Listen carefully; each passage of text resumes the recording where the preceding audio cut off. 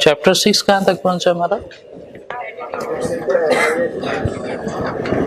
Miss क्या मतलब था एम्प्लॉय बिहेवियर का? एम्प्लॉय बिहेवियर का मतलब है एब्सेंट थी। मिस आप प्रेजेंट थी क्लास में? एम्प्लॉय बिहेवियर का मतलब क्या है?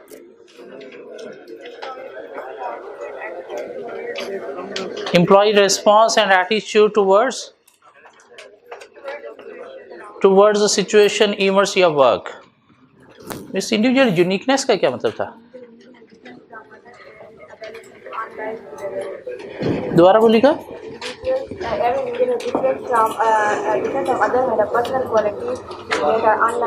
तो मतलब क्या हुआ इंडिविजुअल यूनिकनेस का? Personal qualities of an individual. So miss personality का क्या मतलब था? Identity of individual. Identity depend करती है दो फैक्टर्स पे, नेचर एंड साइकोलॉजिकल एग्रीमेंट का मतलब क्या था मिस? साइकोलॉजिकल एग्रीमेंट का मतलब क्या था? साइकोलॉजिकल एग्रीमेंट का मतलब क्या था? अनरिटन एग्रीमेंट या कॉन्ट्रैक्ट बिटवीन किस चीज के बारे में? Unwritten contract between employ and employer about what?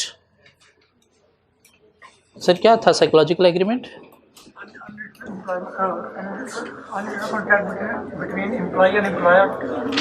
About no no no no no no sir, क्या था ये साइकोलॉजिकल एग्रीमेंट?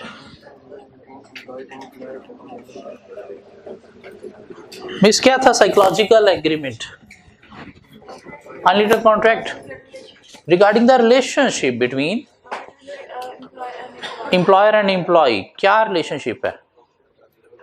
क्या प्रोवाइड करना एम्प्लॉय ने और क्या प्रोवाइड करना एम्प्लॉयर ने? एम्प्लॉय क्या प्रोवाइड करेगा? सर्विसेज और 3 चीजें और प्रोवाइड करेगा। एम्प्लॉय क्या प्रोवाइड करेगा एम्प्लॉयर को? स्किल्स, सर्विसेज, नॉलेज, टाइम जो बहुत प्रीशियस है, वापस नहीं आएगा, और लॉयल्टी और कमिटमेंट। इन रिटर्न एम्प्लॉयर क्या देगा? रिवॉर्ड। आपको स्टडी को क्या देना है? टाइम और कमिटमेंट और लॉयल्टी। लॉयल्टी मीन प्रायोरिटी, कोई और चीज प्रायोरिटी नहीं। क्या प्रायोरिटी होनी चाहिए? स्टडी। कमिटमेंट, दिल लगी भी साथ होनी चाहिए, दिमाग आपका सेट होना चाहिए स्टडी के साथ। फिर स्टडी आपको पे बैक करेगी क्या? Reward, career growth. क्या ख्याल है? अगर आपने लॉयल्टी नहीं दी, कमिटमेंट नहीं दी, टाइम नहीं दिया, तो स्टडी आपको पे बैक नहीं करेगी, ना रिवॉर्ड ना कैरियर ग्रोथ। ऐसी बातें हैं। तो आपका भी स्टडी के साथ एक साइकोलॉजिकल एग्रीमेंट है, लिखा हुआ नहीं है, लेकिन है कि आपका स्टडी के साथ रिलेशन क्या है, कि आपने कुछ चीज़ें इसे देनी है, फिर जाके इन रिटर्न ये भी आपको कुछ देगी। अगर आपने ऐसी चीज़ें नहीं दी तो फिर इसने भी आपको ना रिवॉर्ड देना है, ना कैरियर ग्रोथ देनी है, ना मेंटल सेटिस्फैक्शन देनी है, ना कोई सिक्योरिटी देनी है। फिर ज़िंदगी क्या होगी? मुश्किल में। क्या ख्याल है? सिक्योरिटी मिलेगी आपको जब आप इसके साथ लॉयल्टी कमिटमेंट शो करोगे। तो सर परसेप्शन क्या थी? परसेप्शन मिस्टर, परसेप्शन क्या थी?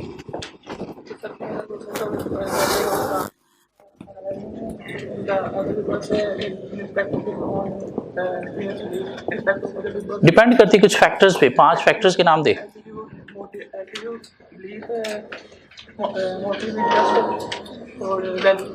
3 स्टेजेस के नाम दे। 5 परसेप्चुअल प्रॉब्लम्स के नाम दे।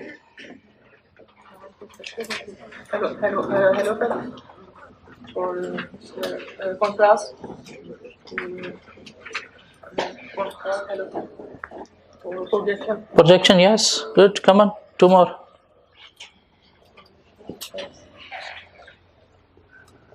6 एक्सटर्नल फैक्टर्स भी नाम दें। External factors relating to the perceived.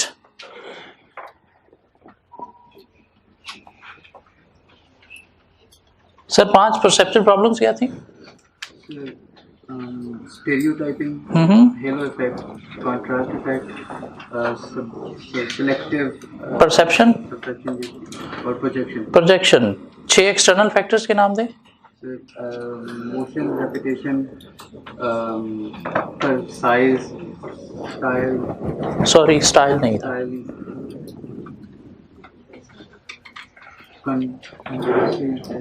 Contrast, novelty and familiarity. 6 internal factors के नाम दें सर. 6 internal factors के नाम दें. मिस 6 internal factors के नाम दें.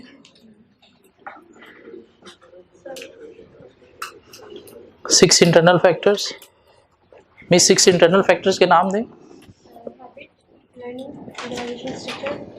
स्ट्रक्चर नहीं था.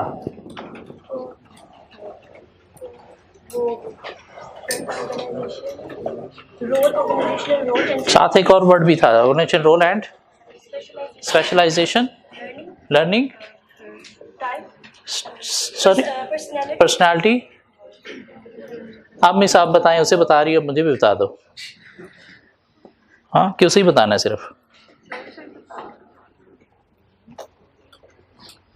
मिस 5 परसेप्चुअल प्रॉब्लम्स क्या थी?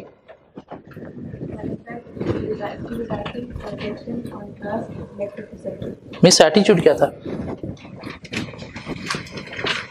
एटीट्यूड, बिहेवियर एंड फीलिंग या feeling and behaviour? Feeling and behaviour towards certain objects. 3 components क्या थे इसके? नॉलेज बेस्ड का नाम क्या था? एक और नाम था. चलिए दूसरा कंपोनेंट क्या? फीलिंग. 2 टाइप्स ऑफ एटीट्यूड क्या? इम्प्लिसिट को एक्सप्लिसिट को डिफरेंशिएट करें.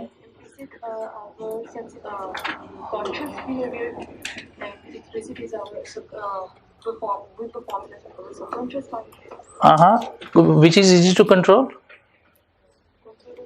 Which is easy to control, explicit or implicit? Implicit easy to control, explicit difficult to control. Conscious mind के साथ इम्प्लिसिट है,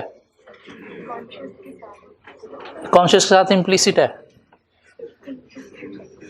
कंफ्यूज्ड है. इम्प्लिसिट कॉन्शियस माइंड के साथ है. कंफर्म है सर? 2 टाइप्स ऑफ एटीट्यूड क्या थी? एक्सप्लेन करें इनको. कॉन्शियस माइंड के साथ जो होती है वो इम्प्लिसिट है. सब कॉन्शियस माइंड के साथ इम्प्लिसिट है. कंफर्म? ओके. कॉन्शियस माइंड के साथ explicit. Which is easy to control? Explicit. क्यों? क्योंकि वो हम खुद पे कंट्रोल कर रहे होते हैं. सर 5 परसेप्चुअल प्रॉब्लम्स क्या थी? यस.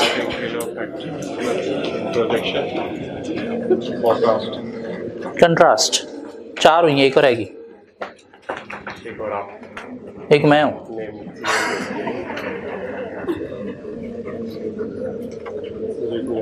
पांच इंटरनल फैक्टर्स के नाम दे relating to the perceiver. Habit, economic and no structure नहीं, नो. चलो इसको छोड़ो, आगे चलो. इस 5 internal factor relating to the perceiver क्या थे? 5 internal factor relating to the perceiver. Habit, no no no. Economic and social background. Specialise, no no no. Organisation role and specialisation. Learning.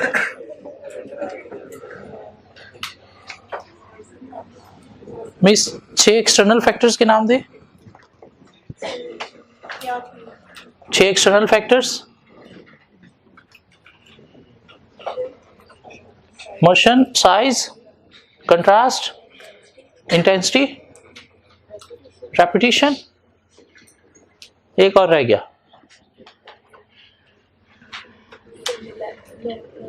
Novelty and familiarity. Means 6 internal factors के नाम दें। Habit, social background, specialisation, personality,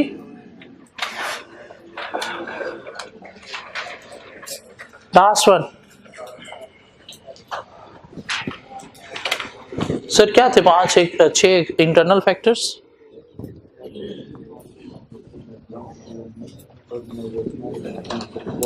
structural नहीं था, sorry. Organisation, what, role and specialisation, personality,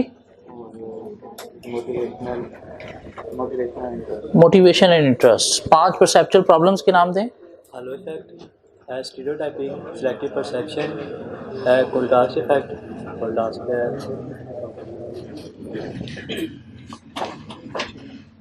mister 3 components of attitude explain करें।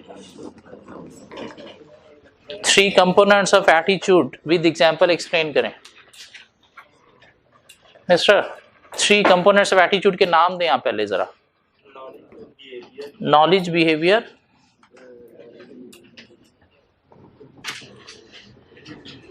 मैं तो explanation पूछने जा रहा था, मैंने कहा पहले नाम तो पूछ लूं। यहाँ पे तो औलाद शायद बहुत ही बिगड़े होंगे और उम्मीदों पे आप पूरा उतर रहे हो। सर क्या थे 3 कंपोनेंट्स एटीट्यूड के? Cognitive, yes, affective, good, behavioural. Example दे तीनों की एक-एक।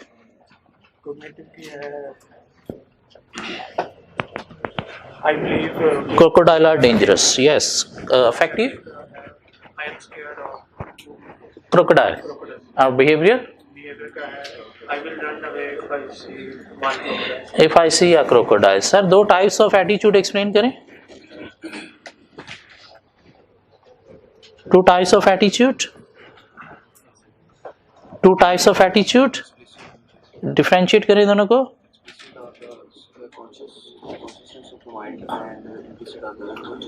Which is easy to control? Explicit, easy to control है, implicit easy to control नहीं है। सर perceptual error 5 के नाम दे दें। errors,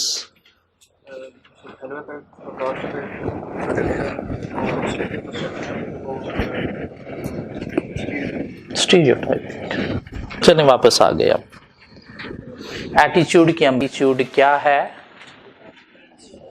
tendency of persistently feeling and behavior towards any object। Attitude subjective होते हैं रादर देन ऑब्जेक्टिव और base करते हैं on person's past and present. और 3 कंपोनेंट्स हैं, cognitive, knowledge based, knowledge component नहीं, knowledge based, affective, feeling emotion based, और तीसरा बिहेवियरल कंपोनेंट। और इंस्ट्रूमेंटल बिहेवियर चेंज करने के लिए हमें कौन सा कंपोनेंट यूज करना है? इंस्ट्रूमेंटल बिहेवियर के लिए कॉग्निटिव और कंज्यूमर बिहेवियर के लिए affective. Employees, customer who are less emotionally developed उनके लिए कॉग्निटिव, मोर इमोशनली डेवलप्ड के लिए अफेक्टिव। और 2 टाइप्स हैं, एक्सप्लिसिट, इम्प्लिसिट। इससे नेक्स्ट पेज पे गए तो पेज के लास्ट में हमें कोई 4 यूजेस ऑफ एटीट्यूड मिलेंगे कि हम अपने एटीट्यूड को यूज करते हैं। कहाँ पे यूज करते हैं? 2 इनर यूजेस हैं, मीन अपने लिए यूज करते हैं, और 2 एक्सटर्नल एनवायरमेंट यूजेस हैं। इनर यूजेस क्या हैं? एक्सप्रेसिंग आवर सेल्फ, अपने आप को एक्सप्रेस करने के लिए, मीन अपनी आइडेंटिटी डिफरेंट सिचुएशन में डिफरेंट प्लेसेस पे शो करने के लिए हम अपना एटीट्यूड जो है वो यूज़ करते हैं। कहीं पे हम स्माइल देंगे, मीन मैं बड़ा फ्रेंडली हूँ।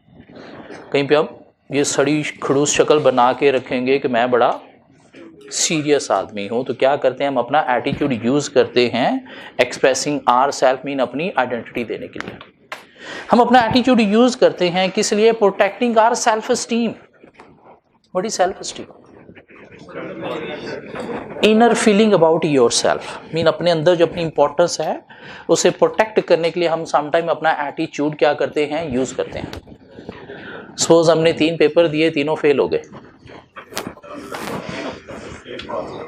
अब रोने धोने बैठ जाएंगे तो उससे लोग आके दिलासे देना शुरू कर देंगे, ओ कोई बात नहीं, ये क्या हो गया, कोई मसला नहीं, और हमें ऐसे फील होगा जैसे हम कोई गुनाह कर बैठे, और से क्या होगा? हमारी सेल्फ एस्टीम और डाउन हो जाएगी। और सेल्फ एस्टीम डाउन हो गई, दिस मीन अपने आप पे कॉन्फिडेंस अब नहीं रहा, तो अब आप अच्छी प्रोडक्टिविटी नहीं दे सकते। अच्छी प्रोडक्टिविटी देने के लिए, अच्छे रिजल्ट्स देने के लिए आपकी सेल्फ एस्टीम का हाई होना जरूरी है।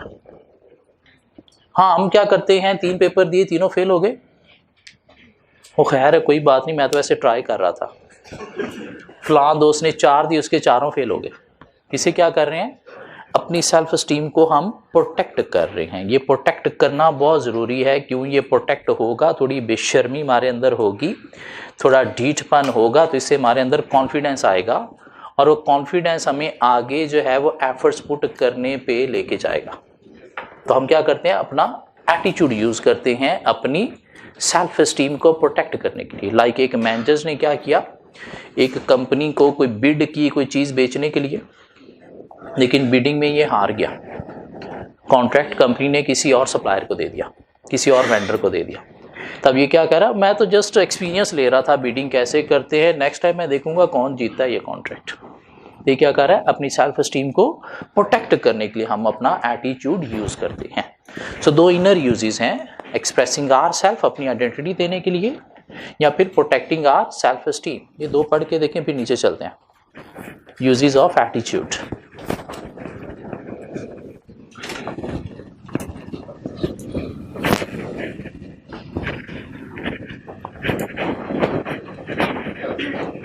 बिड होती है कि किसी कंपनी ने कोई चीज बाय करनी है ना, तो बाय करते हैं थ्रू टेंडरिंग प्रोसेस। किसी कंपनी ने सपोज कोई मशीनरी कोई एसेट बाय करना है, तो कैसे बाय करेगा? Through tendering process. Tendering process का मतलब क्या है कि कंपनी जो है वो ऑब्टेन करेगी कोटेशन फ्रॉम डिफरेंट सप्लायर। अब ये हर सप्लायर अपनी अपनी जो कोटेशन दे रहा है उसे नाम दिया जाता है बिड का, और कंपनी देखेगी कौन सप्लायर हाई क्वालिटी लो प्राइस पे दे रहा है, उसे वो चीज़ बाय करने के लिए कॉन्ट्रैक्ट करेगी। तो एक मैनेजर ने क्या किया, एक कंपनी की तरफ से बिड की मीन कोटेशन सेंड की, लेकिन कॉन्ट्रैक्ट इसको नहीं मिला, मीन इसकी चीज़ एक्सेप्ट नहीं हुई, किसी और सप्लायर की चीज़ कंपनी ने बाय कर ली। तब ये क्या कह रहा है, मैं तो सिर्फ एक्सपीरियंस ले रहा था, नेक्स्ट टाइम मैं देखूंगा कौन बिड जो है वो जीतता है, मीन नेक्स्ट टाइम मैं देखूंगा क्या करना है, अभी तो मैं सिर्फ एक्सपीरियंस ले रहा था, मीन नुकसान हो गया, लेकिन थोड़ा सा बेशर्मी ढीठ एलिमेंट शो कर रहा है ताकि अपनी सेल्फ एस्टीम को क्या कर सके, प्रोटेक्ट कर सके। 2 एक्सटर्नल यूजेस हैं। सोशल एक्सेप्टेंस मीन दुनिया के साथ चलने के लिए भी हम क्या करते हैं, अपना एटीट्यूड शो करते हैं। किसी के साथ हमने चलना हो, कोई फ्रेंडशिप क्रिएट करनी हो, रिलेशन क्रिएट करना हो, तो हम अपना एटीट्यूड यूज करते हैं। उसने देखा, हमने स्माइल दी, उसने हाथ मिलाया, हमने हग कर ली। ये क्या है कि भाई मैं social acceptance mean relationship create करना चाहता हूँ। किसी साथ आप नहीं चलना चाहते, उसने देखा आपने वो यूं कर लिया, उसने हाथ बढ़ाया, बस यूं करके 2 फिंगरें टच की और आगे चलते बने, मतलब मैं दफ़ा दूर हो जा, रिलेशन क्रिएट करने के लिए विलिंग नहीं हूँ। तो ये क्या कर रहे हैं, हम अपना एटीट्यूड यूज़ कर रहे हैं, किस लिए, social acceptance mean either relation create करने के लिए या फिर रिलेशन को अवॉइड करने के लिए। जब हम अपना एटीट्यूड यूज़ करते हैं, प्रेडिक्शन क्या है कि दूसरे की तरफ से मुझे पॉजिटिव रिस्पांस मिले। तो पॉजिटिव रिस्पांस कैसे मिलेगा, हम अपना एटीट्यूड उस तरह से डिज़ाइन करके शो करेंगे कि पॉजिटिव रिस्पांस मिले। लाइक किसी कस्टमर से आप चाहते हो पॉजिटिव रिस्पांस मिले, तो कस्टमर आया, आप साथ ही खड़े हो गए, सर कैसे हैं आप, पीछे हो गए, चेयर उसके आगे की, सर बैठें प्लीज, सर चाय पियेंगे, चाय आई सर मैं बना के देता हूँ, पानी आया सर ये ले पानी। मतलब ये क्या कर रहे हैं, हम एटीट्यूड यूज कर रहे हैं ताकि इसकी तरफ से मुझे पॉजिटिव रिस्पॉन्स मिले। हाँ, किसी की तरफ से अगर आप नेगेटिव रिस्पॉन्स चाहते हो, नेगेटिव रिस्पॉन्स भी समटाइम दूसरों से लेना चाहिए। स्पेशली ये आपके जो दोस्त हैं, इनके दिल में आपके बारे में क्या है, कभी गुस्सा दिला के इनको देखना, तब ये सच बोलेंगे इनके दिल में आपके बारे में क्या है। तो क्या किया आपने, एटीट्यूड ऐसा यूज किया जहाँ से आगे से क्या आया, वो बंदा गुस्से में आया और गुस्से में आके वो जो बुड़बुड़ाया उससे आपको पता चला कि आपकी हकीकत इसके आगे है क्या। तो हम अपना एटीट्यूड यूज करते हैं दूसरों से पॉजिटिव या नेगेटिव रिस्पॉन्स जो है वो प्रेडिक्ट करने के लिए। मीन किस तरह से हमें इसकी तरफ से पॉजिटिव रिस्पॉन्स मिलेगा या किस तरह से हमें इसकी तरफ से कोई नेगेटिव या गुस्से वाला रिस्पॉन्स मिलेगा। तो अपना एटीट्यूड यूज कर रहे हैं अपनी आइडेंटिटी, अपने आप को एक्सप्रेस करने के लिए। एटीट्यूड यूज कर रहे हैं किस लिए, सेल्फ एस्टीम प्रोटेक्ट करने के लिए। एटीट्यूड यूज कर रहे हैं किस लिए, social acceptance mean relation create करने के लिए या अवॉइड करने के लिए। या एटीट्यूड यूज करते हैं प्रेडिक्शन मीन अदर का पॉजिटिव या नेगेटिव रिस्पॉन्स जो है वो प्रेडिक्ट करने के लिए, मीन फेस करने के लिए। सो क्या कहता है social acceptance, people will generally be rewarded in a group with the socially acceptance if they express a socially acceptable attitude and suppress mean avoid करना, put down करना socially unacceptable attitude। socially acceptable क्या है, उसने देखा आपने आगे से smile दी। socially unacceptable क्या है, उसने देखा आपने मुंह यूं, ये क्या है socially unacceptable। prediction, people generally embrace consistency and stability। इन दुनिया में हर बंदा चाहता है कि क्या होना चाहिए, स्टेबिलिटी होनी चाहिए, हालात साजगार होने चाहिए, मसले फड्डे नहीं होने चाहिए। इसलिए आप दूसरों के साथ मिलते जुलते इस तरह का एटीट्यूड मेंटेन रखते हो ताकि मसले फड्डे नहीं होने चाहिए, हालात क्या रहने चाहिए, साजगार रहने चाहिए। पेरेंट्स से हमें पैसे मिलते हैं तो कभी भी हम उनके आगे गुस्सा शो नहीं करेंगे। क्यों, गुस्सा शो करेंगे तो फिर हालात बिगड़ जाएंगे, हमें पैसे नहीं मिलेंगे। तो उनकी तरफ से हमें पॉजिटिव ही रिस्पांस मिलता रहे, इसलिए हम क्या करते हैं, अपना एटीट्यूड इस तरह से डिज़ाइन करते हैं कि हाँ इससे जो है मक्खन लगाने से शायद मुझे पैसे ज़्यादा मिल सकते हैं, मीन मुझे रिस्पांस जो है वो ज़्यादा पॉजिटिव मिल सकता है। तो ये क्या है, प्रेडिक्शन। मीन हम अपना एटीट्यूड यूज़ करते हैं दूसरों की तरफ से अच्छा रिस्पांस लेने के लिए। मीन कैसे मैं प्रेडिक्ट कर सकता हूँ यहाँ से अच्छा रिस्पांस मिलेगा, तो आप वैसे ही अपना एटीट्यूड डिज़ाइन करोगे या यूज़ करोगे। So people generally embrace consistency and stability. This extend to a person's behaviour as knowledge of their attitude help us predict their behaviour. This can be inevitable in business negotiation and arbitration. Mean customer के साथ आप deal करने जा रहे हो, employ representative के साथ deal करने जा रहे हो, तो कैसे पॉजिटिव रिस्पांस मिलेगा, आप अपना एटीट्यूड वैसे डिज़ाइन करके जाते हो और वैसे ही शो करते हो। बेशक वो आपको गालियाँ निकाल रहा है, आपको गुस्सा आ रहा है, लेकिन आपने क्या करते हो, गुस्से को दबा के मुंह पे फेक स्माइल ला के रखते हो। क्यों, मैंने गुस्सा किया तो हालात बिगड़ जाएंगे, मीन स्माइल रखूंगा तो फिर जाके ही फेवरेबल आउटकम मिलेंगे। सो 4 यूजेस हैं एटीट्यूड के, expressing ourselves, protecting self esteem, social acceptance and prediction. इसके ऊपर एक छोटी सी डेफिनेशन में मिलेगी, reason action. Reason action, reason action क्या कहता है कि अगर आपने किसी के साथ कुछ बिहेव किया और अगर उसने आपके बिहेवियर को पॉजिटिवली इवैल्यूएट किया तो उसके दिमाग में एक मैसेज जाएगा कि उसे भी क्या करना चाहिए, आगे से पॉजिटिव ही रिस्पांस देना चाहिए। और अगर आपके बिहेवियर को उसने नेगेटिवली इवैल्यूएट कर लिया तो उसके दिमाग में मैसेज गया कि उसे भी क्या करना है, आगे से नेगेटिव रिस्पांस देना है। मीन जैसी रीज़न होती है आगे से वैसा ही एक्शन मिलता है।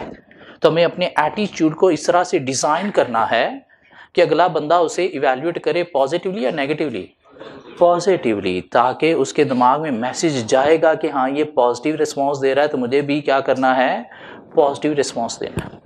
मीन जैसा आपका बिहेवियर किसी ने इवैल्यूएट किया, इन रिस्पांस भी आपको वही प्रोवाइड करेगा। So reasoned action, the theory of reasoned action state that if a person evaluate a particular behavior as positive and thinks that significant other want them to perform the behavior, then they are more likely to behave in that way. और अगर आपका behaviour उसने negatively evaluate कर लिया तो फिर आपको positive response नहीं मिलेगा। मीन बीइंग अ पर्सन या बीइंग अ बिजनेसमैन, आपको अपना एटीट्यूड इस तरह से डिज़ाइन करना है कि अदर पर्सन उसे पॉजिटिवली इवैल्यूएट करे, फिर जाके पॉजिटिव रिस्पॉन्स आपको मिलेगा। अगर आपका बिहेवियर उसने नेगेटिवली इवैल्यूएट किया तो फिर रिस्पॉन्स पॉजिटिव नहीं मिलेगा। इसी पेज के ऊपर स्टार्ट में गए तो कहता है एटीट्यूड डिपेंड करते हैं कुछ क्रॉस कल्चरल फैक्टर्स के ऊपर भी। लोगों के एटीट्यूड कल्चर पे भी डिपेंड करते हैं, जिस तरह के कल्चर में वो रहते हैं वैसे ही लोगों के एटीट्यूड जो है वो डेवलप हो जाते हैं। डिफरेंट कंट्रीज के डिफरेंट कल्चर्स हैं, डिफरेंट ऑर्गेनाइजेशन के डिफरेंट कल्चर्स हैं, डिफरेंट फैमिलीज के भी डिफरेंट कल्चर हैं। उसी कल्चर के अकॉर्डिंगली ही लोगों के एटीट्यूड जो है वो डेवलप हो जाते हैं। सो क्या हैं कुछ क्रॉस कल्चरल फैक्टर्स जिसकी वजह से एटीट्यूड जो है वो चेंज होते हैं लोगों के। So such variations can significantly impact people's attitude, particularly their implicit attitude. क्यों एक्सप्लिसिट? तो आपको पता है आप क्या शो कर रहे हो, लेकिन आपकी पर्सनैलिटी, आपकी नॉर्म्स, वैल्यूज़ क्या हैं? इम्प्लिसिट एटीट्यूड, जो डिपेंड करता है कल्चर आप किस में रहते हो। So care should be taken in the work environment to ensure peoples are aware of and sensitive to other people's culture। और डिफरेंट कल्चर के लोग ऑर्गेनाइजेशन के अंदर हैं तो अल्टीमेटली उनके एटीट्यूड भी फिर डिफरेंट होते हैं, तो इसलिए डील करते वक्त थोड़ी केयर करना है। Influences stems from a number of factors including hereditary variable. ये क्या होते हैं? इनहेरिटेड, विरासत में कुछ चीज़ों को गुस्सा मिलता है, कुछ को धीमे मिजाज मिलते हैं, तो वैसे ही लोगों के एटीट्यूड होते हैं। पैट्रियोटिज्म, मुहब्बे वतनी कुछ नेशन में बहुत ज़्यादा होती है, तो अल्टीमेटली वो अपने मुल्क के बारे में कोई बात बिल्कुल भी अफोर्ड नहीं करते। और कुछ नेशन के अंदर मुहब्बे वतनी सिर्फ 14 अगस्त को होती है। क्या ख्याल है? बाकी पूरा साल मुल्क को कोई भी कुछ भी कहता रहे, फ़र्क नहीं पड़ता, खैर है, कोई मसला नहीं है। तो एटीट्यूड लोगों के फिर वैसे ही होते हैं। So rituals and ceremonies, different events जो हैं, डिफरेंट मिसहैप्स जो हैं, ये भी लोगों के एटीट्यूड जो क्या कर देते हैं? चेंज कर देते हैं। सिंबल्स में शो ऑफ, कुछ चीज़ों लोगों के अंदर बहुत ज़्यादा होता है तो उनके एटीट्यूड जो है बड़े एरोगेंट से होते हैं। कुछ लोगों के अंदर इतना शो ऑफ नहीं होता तो एरोगेंट एटीट्यूड नहीं होते। रिलीजन, डिफरेंट रिलीजन के लोगों के भी डिफरेंट एटीट्यूड होते हैं अकॉर्डिंग टू देयर बिलीव्स, जो उनको रिलीजन के थ्रू सिखाई जाती हैं। लैंग्वेज, एक जगह पे एक लैंग्वेज बोलने वाले लोग हैं और आपको वो लैंग्वेज आती है, एटीट्यूड आपका कुछ और होगा। बैठे गोरे 3-4 बातें कर रहे हैं, आपको भी अंग्रेजी आती है तो एटीट्यूड कुछ और होगा। अगर आपको लैंग्वेज नहीं आती तो अवॉइड करो इनको, यहाँ से दूर हटो, मीन एटीट्यूड कुछ और होगा।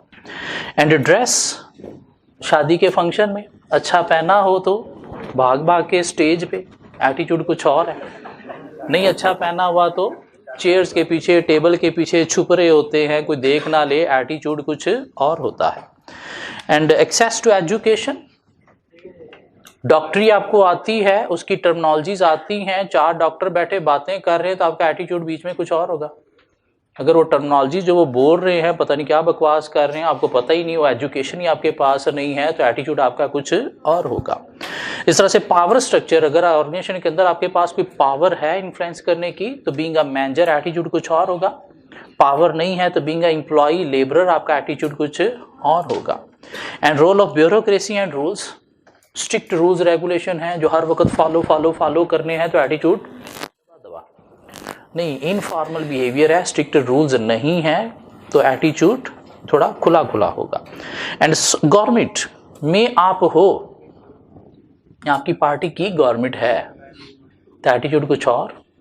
आप गवर्नमेंट में नहीं हो, आपकी पार्टी की गवर्नमेंट नहीं है तो एटीट्यूड कुछ और। एंड एटीट्यूड टू रिस्क, क्या इधर आप रिस्क सीकर हो या रिस्क अवर्स हो? रिस्क सीकर हो तो बड़ा पॉजिटिव एटीट्यूड होगा, हर चीज में इन्वॉल्व होगे। नहीं, रिस्क अवर्स है तो फिर आप बड़े दबे रहोगे, हर चीज में पंगे नहीं लोगे, हर चीज में इन्वॉल्व नहीं होगे। Social and business customs, gift and hospitality, ये हॉस्पिटैलिटी क्या होती है? मेहमान नवाजी, कुछ कल्चर के अंदर ये चीज़ें अलाउड हैं तो लोग इन चीज़ों को बड़ा नॉर्मल सा लेते हैं, खैर है कोई बात नहीं। लेकिन कुछ कल्चर के अंदर ये चीज़ें रिश्वत में आ जाती हैं तो लोग फिर क्या करते हैं, इन चीज़ों को अवॉइड करते हैं। और उस तरह से masculinity versus femininity, masculinity aggressive attitude, femininity caring attitude, views on longer term employment versus regularly changing job, तो उसके अकॉर्डिंगली लोगों के एटीट्यूड डेवलप हो जाते हैं। लेवल ऑफ इंडिविजुअलिज्म या focus on group, individualism arrogant behaviour, जबकि कलेक्टिविज्म में क्या होगा, friendly behaviour. Concern for employ welfare compare to concern for getting the job completed at any cost, mean employees को आपने ट्रीट कैसे करना है, एज ए पर्सन ट्रीट करना है या एज ए मशीन ट्रीट करना है। लेवल ऑफ ट्रस्ट बिटवीन फिगरेंस of seniority and common workplace, mean trust आपका दूसरों पे है वर्क प्लेस पे या नहीं है। Collective and participative decision making, mean participative है तो फ्रेंडली एटीट्यूड, कलेक्टिव है तो ऑटोनमस है तो उस सूरत में क्या होगा, अग्रेसिव एटीट्यूड। ऑटोनमस मीन चीजें इंपोज करने वाला और पार्टिसिपेटिव कलेक्टिव क्या है, सबके साथ मिलके डिसीजन लेने वाला। कोई 7-8 फैक्टर्स की हमें लिस्ट डाउन करनी आनी चाहिए।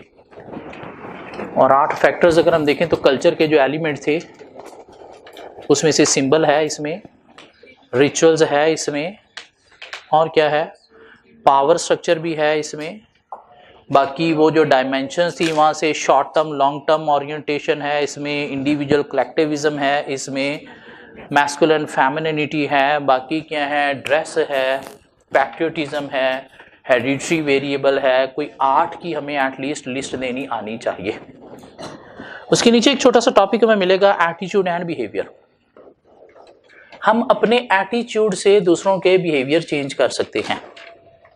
हम अपने एटीट्यूड से दूसरों के बिहेवियर चेंज कर सकते हैं। बात ठीक है? जैसा हम एटीट्यूड शो करेंगे आगे से लोग वैसे ही बिहेव करना शुरू कर देंगे। क्या ख्याल है?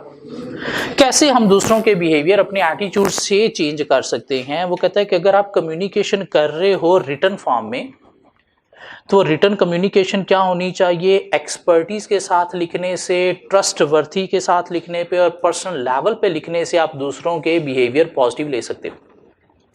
किसी को लेटर लिख रहे हो, किसी को रिपोर्ट लिख रहे हो तो उसमें अगर आप बातें सच्ची लिखोगे, ट्रस्ट वर्थी, एक्सपर्टीज के साथ वर्डिंग डिजाइन करोगे और पर्सनल लेवल पे लिखोगे, डियर की बजाय अगर आप उसका नाम लिख दोगे तो उसे लगेगा हाँ ये कम्युनिकेशन सिर्फ मेरे लिए ही है, तो शायद वो ज़्यादा इंपॉर्टेंट कंसीडर करेगा रादर देन आपने सिर्फ सर लिख दिया।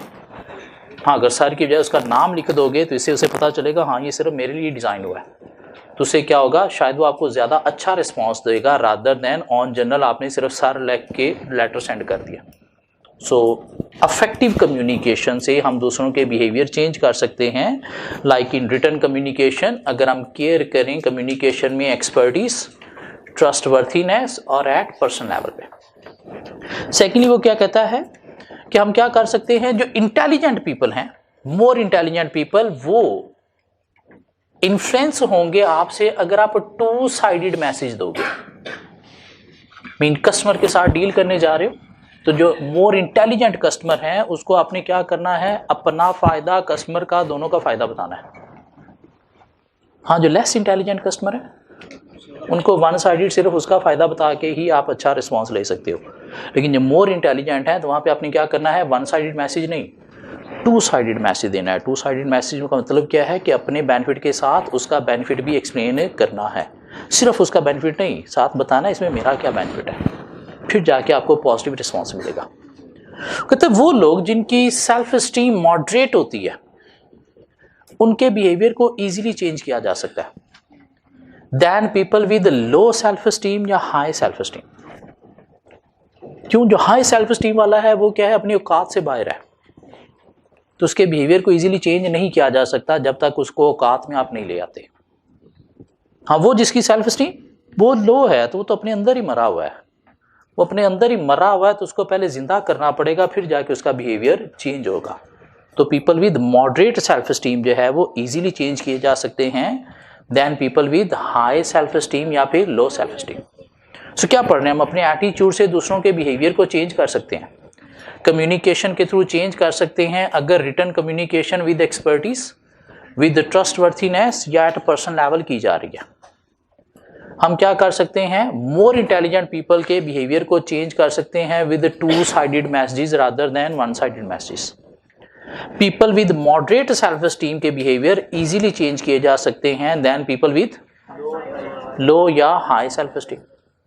लास्टली वो कहता है कि इमोशन जो है, फीलिंग्स जो हैं, ये भी बड़ा इंपॉर्टेंट रोल प्ले करती हैं लोगों के बिहेवियर को चेंज करने के लिए।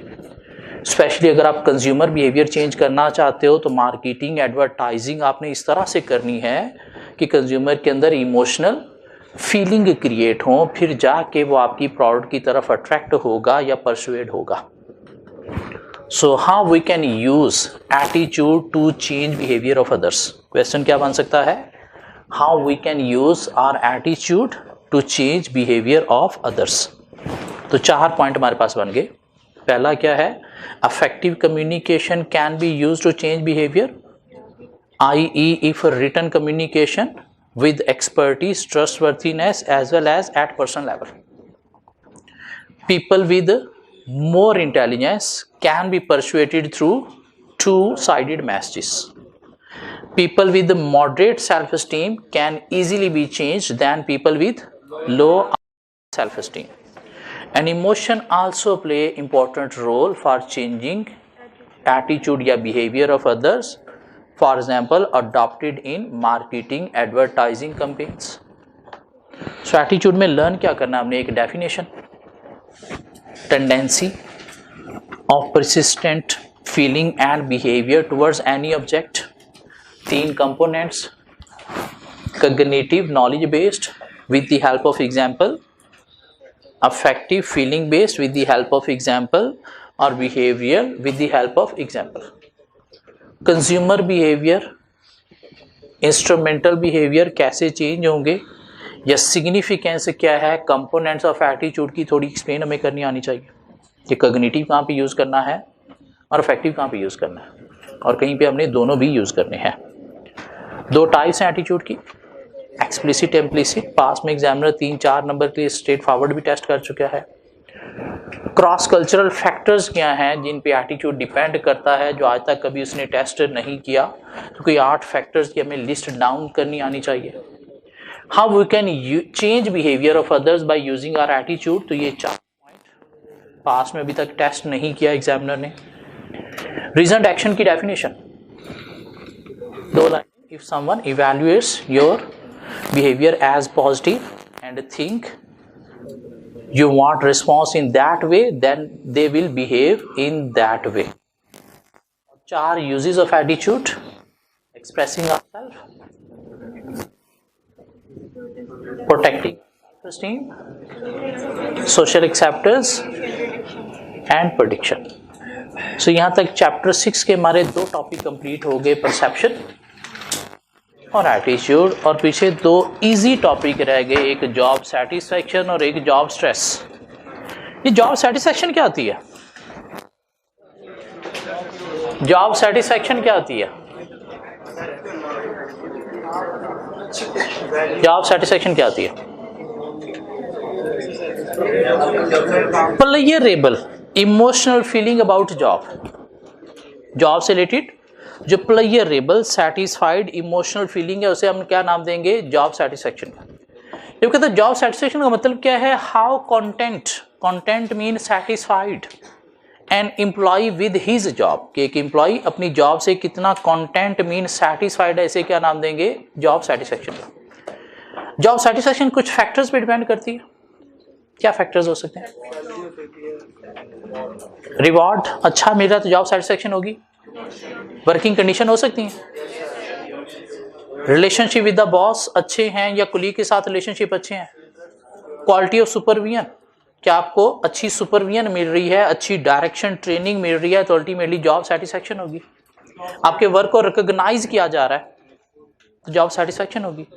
तो अगर एग्जामिनर कह दे कि 5 फैक्टर्स लिखने हैं जिन पे जॉब सेटिस्फैक्शन डिपेंड करती है तो लिखे जा सकते हैं, reward, recognition, working condition, quality of supervision, relationship with boss, relationship with colleague, कहते हैं जॉब सेटिस्फेक्शन भी दो तरह की होती है, कॉग्निटिव और अफेक्टिव। कॉग्निटिव और अफेक्टिव। अफेक्टिव क्या है? कि आपके अंदर हैप्पी फीलिंग्स है अबाउट जॉब, मीन आप अपनी जॉब को एंजॉय कर रहे हो, पैसे बेशक मिल रहे हैं या नहीं मिल रहे, आपके अंदर हैप्पी फीलिंग्स है, आप अपनी जॉब को एंजॉय कर रहे हो। तब जब आप बिग 4 में जाओगे तो आपके नाम के साथ बिग 4 का टैग है, पैसे बेशक मिल रहे हैं या नहीं मिल रहे, लेकिन आप इस चीज़ को एंजॉय कर रहे हो, तो ये क्या है? Affective job satisfaction. जबकि कॉग्निटिव क्या है? With particular element of the job, कि अच्छी सैलरी है या नहीं, अच्छी वर्किंग कंडीशन है या नहीं, क्वालिटी ऑफ सुपरविजन है या नहीं, या रिलेशनशिप अच्छे हैं या नहीं। तो ये क्या है? Cognitive mean with particular element of the job, जो जॉब सेटिस्फेक्शन है, पे से रिलेटेड, वर्किंग कंडीशन से रिलेटेड, ये क्या है? कॉग्निटिव। हाँ, अफेक्टिव क्या है? प्लेजरेबल इमोशनल फीलिंग है आपके अंदर, आप इंजॉय कर रहे हो जॉब को, पैसे बेशक ठीक मिल रहे हैं या नहीं मिल रहे, वर्किंग कंडीशन ठीक है या नहीं, काम बस आपके नाम के साथ टैग लगा हुआ है, तो वो इंजॉयमेंट क्या है? Affective job satisfaction. So job satisfaction का मतलब क्या है?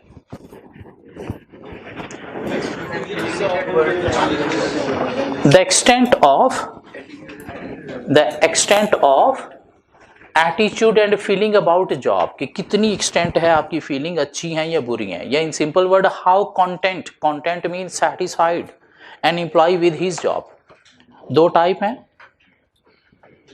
अफेक्टिव एंड कॉग्निटिव, और डिपेंड करती है कुछ फैक्टर्स पे। क्या फैक्टर्स हैं?